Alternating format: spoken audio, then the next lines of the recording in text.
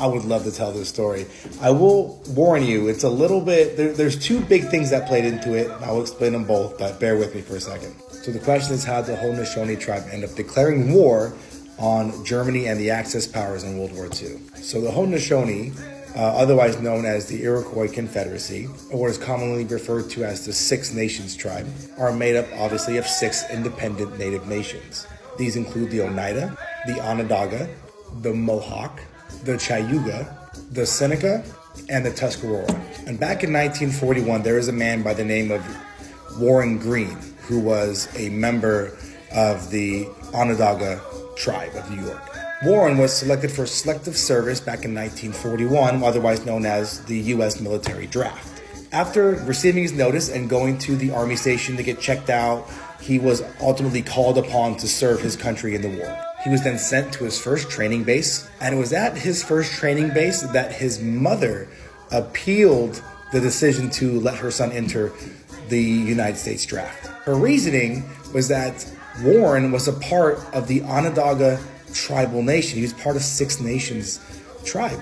They are a federally recognized tribal nation with treaty agreements with the United States government, which grants the tribe complete sovereignty across the board. They have a right to self-governance, meaning that they have a right to have and hold their own government and not fall under the federal laws of the United States government because they're their own nation. With these treaty agreements, it would be the same as the United States drafting someone from an entirely different country, like drafting someone from, China to serve in the U.S. Army. Despite them not being American, it just doesn't make any sense. And legally, that's how it was written.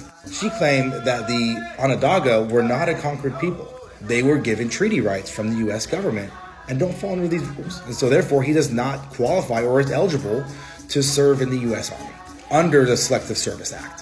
Prior to this, in 1940, there was an act that was passed, and it was called the Nationality Act of 1940. The Nationality Act ruled that all tribal nations, despite having sovereign rights granted to them through treaty to the U.S. government, that all the nations fell under federal law.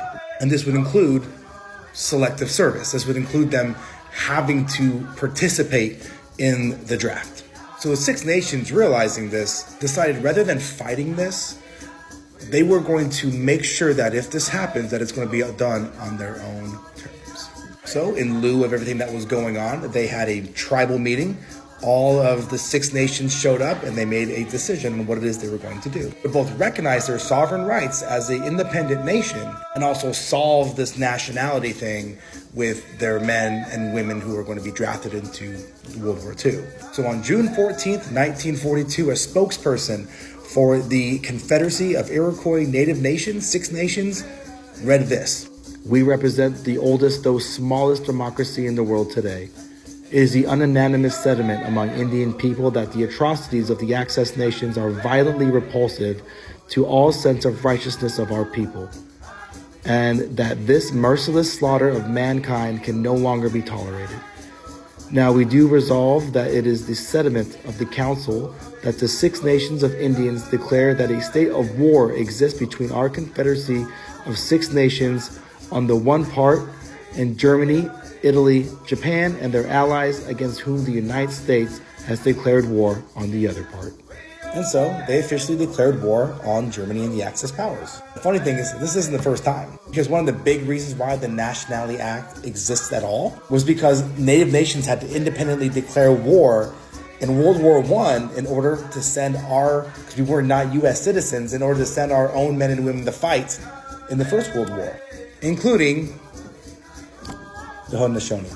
And that's how we were able to serve the U.S. Army in World War I, by exercising our sovereign rights. And these declarations are still standing, meaning they are still at war.